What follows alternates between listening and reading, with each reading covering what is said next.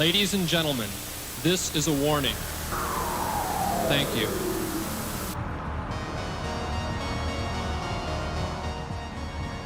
In January 1974, the San Francisco Chronicle received their first letter in almost 3 years from the city's most infamous serial killer, the Zodiac. It would also turn out to be his last known communication. By that time, the city had already begun to forget about the wave of terror one maniac had caused in the late 60s and early 70s. By 1973, the city had earned its reputation as a haven for the LGBT community, with whole neighborhoods such as the Haight District primarily gay-owned or rented. Well over 100 gay and lesbian bars were spread across the city, but dark times were on the horizon. City doctors began noticing a rise in sexually transmitted diseases, primarily amongst gay men. While this would culminate with the discovery of AIDS in 1981, something else began killing the city's gay residents much quicker. His name was the Doodler.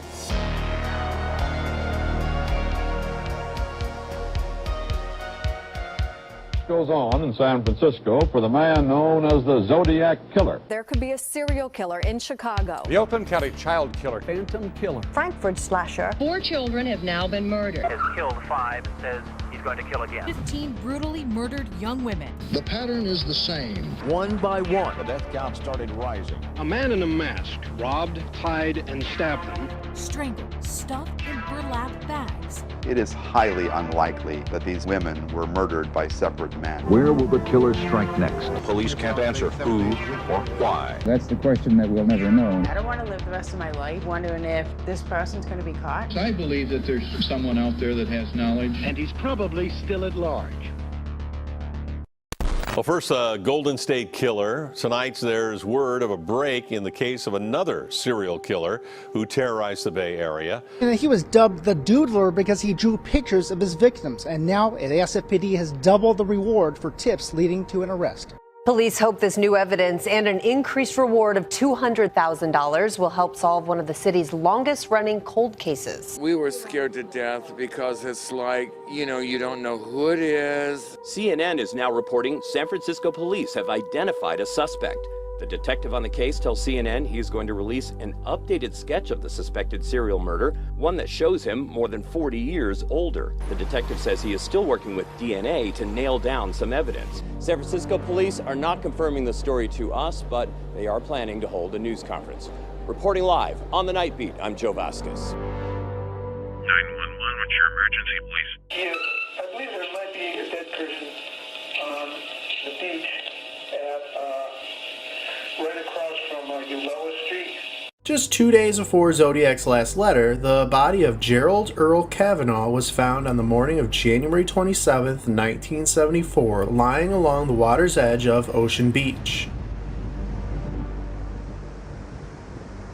Born in Canada, the 49-year-old worked as a fitter in a mattress factory, but little else was known about him. He had tried to fight his attacker off, but was unsuccessful, dying from 17 stab wounds. The murder was quickly added to the growing number of unsolved homicides in the city. It was not until June 24th that year that the killer struck again. Joseph Stevens was a trans comedian who worked at Finocchio's in North Beach. The club first began in 1936 as a spot where the performers would all dress as women, earning it the title as America's Most Unusual Nightclub in 1947.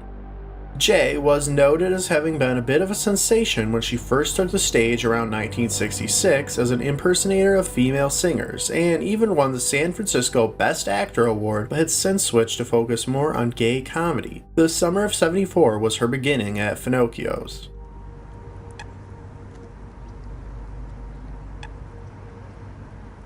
It was just before midnight on the 24th when a woman living near the Golden Gate Park reported hearing screaming coming from inside the darkness. The next morning, someone walking their dog discovered the body of 27-year-old Jay Stevens. The attack appeared to have taken place on the trail around Spreckles Lake, and the victim was pulled into the brush here where she was stabbed 5 times, 3 of which were in the heart, and then robbed. At 1,017 acres, Golden Gate Park is the largest park in the entire city. It is dotted with numerous landmarks, monuments, and even a bison sanctuary. It was believed that Jay had driven the killer to the park and they went for a walk. Several hours later, in the early dawn, Jay's car was spotted by police driving in an area that was known to have frequent rapes. They attempted to make a routine stop, but the driver sped off. A chase ensued until the car crashed into a house and the driver managed to escape. He was described as a young man with shoulder-length blonde hair, meaning it was definitely not Jay. Less than 2 weeks later, another woman walking her dog on Ocean Beach, just across from the edge of the park, made a grisly discovery.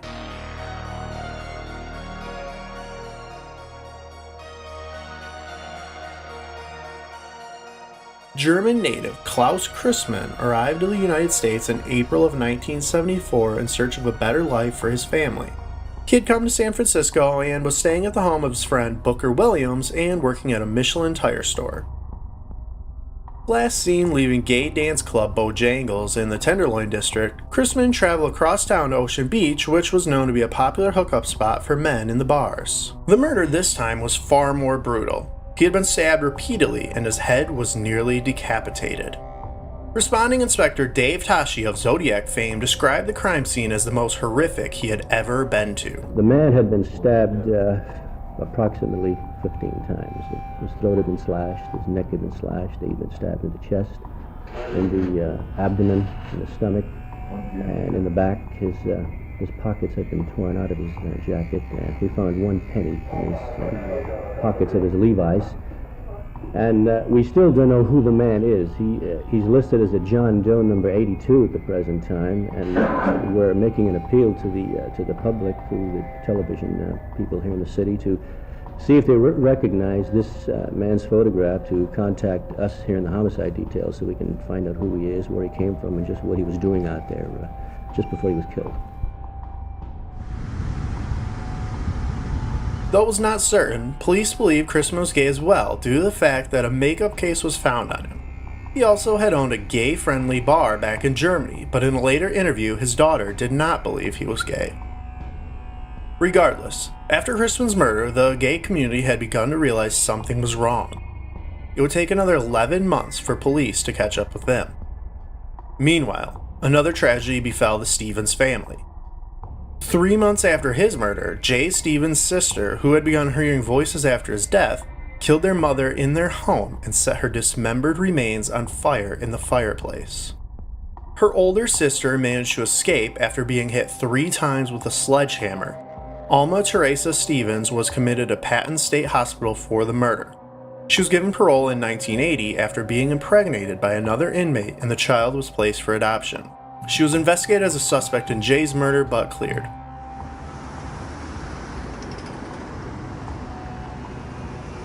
Meanwhile, on May 12, 1975, following drag marks for about 20 feet off the sidewalk and into these sand dunes was the body of 39-year-old nurse Frederick Kappen. He had been stabbed 16 times in his upper torso in a rage that had completely torn his heart to shreds. It was also the almost exact area Kavanaugh had been found. Kappen was a small but tough man who had won medals while serving in the Navy during the Vietnam War for dragging 4 wounded Marines to safety. When police learned his last sighting was also at Bojangles, they now knew they possibly had another madman on their hands.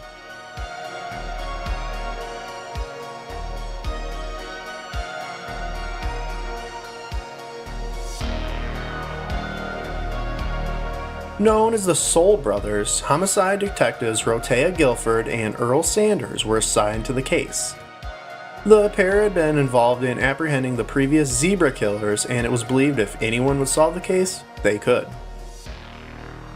They learned that the killer had a particular method to pick up his victims at the bar. He would draw a sketch of the victim and show it to them. While none of the sketches have ever been released to the public, they are reported as being quite good, and he is to have mentioned that he was attending art school. But just as they were beginning their investigation, another victim was found.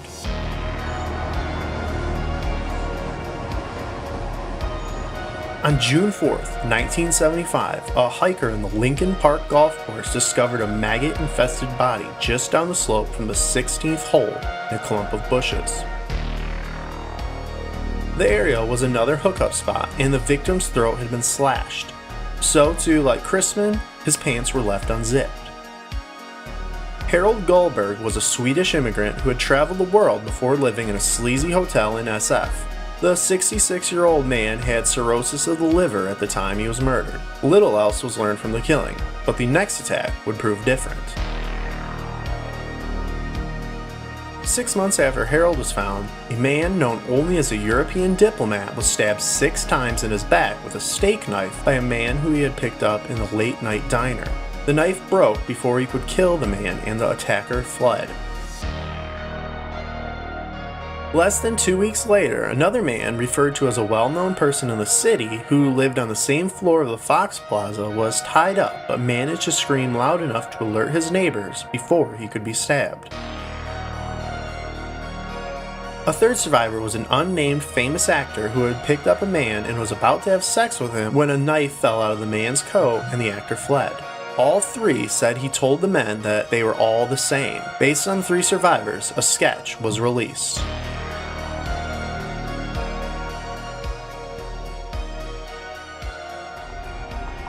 Angered at the lack of protection the police were providing, the gay community formed the Butterfly Brigade, a group who patrolled the neighborhoods themselves, carrying whistles and walkie-talkies.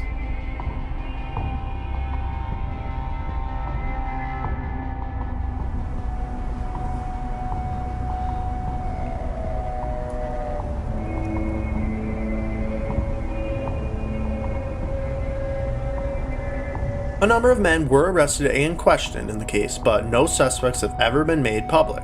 However, there is one primary suspect that still remains at the top of the list.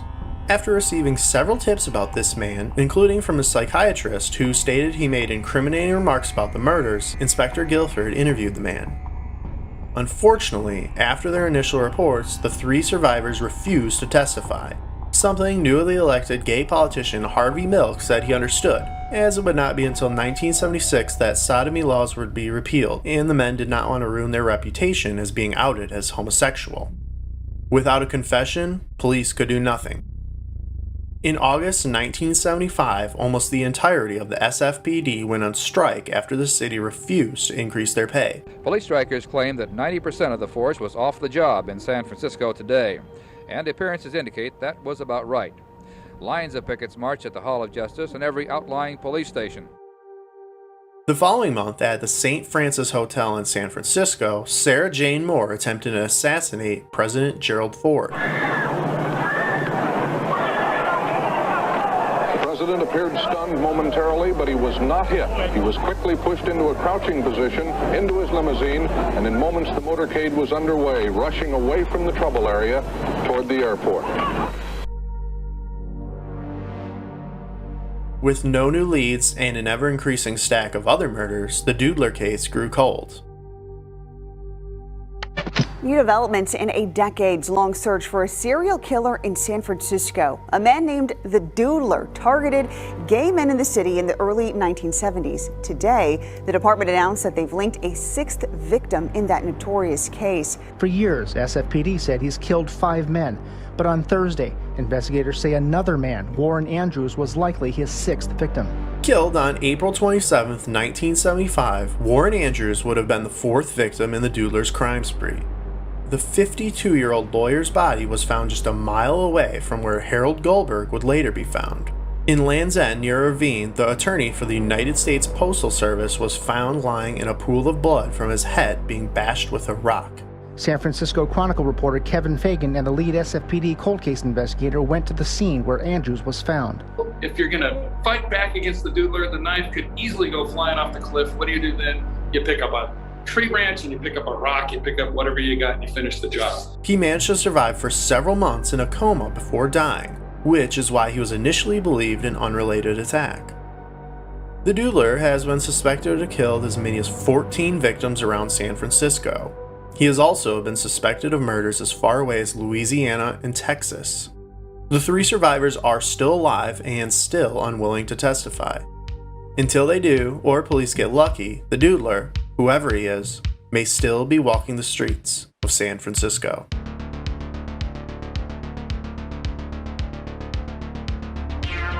San Francisco police announced a six-figure reward and revealed new clues today in the hope of solving murders committed in the 1970s.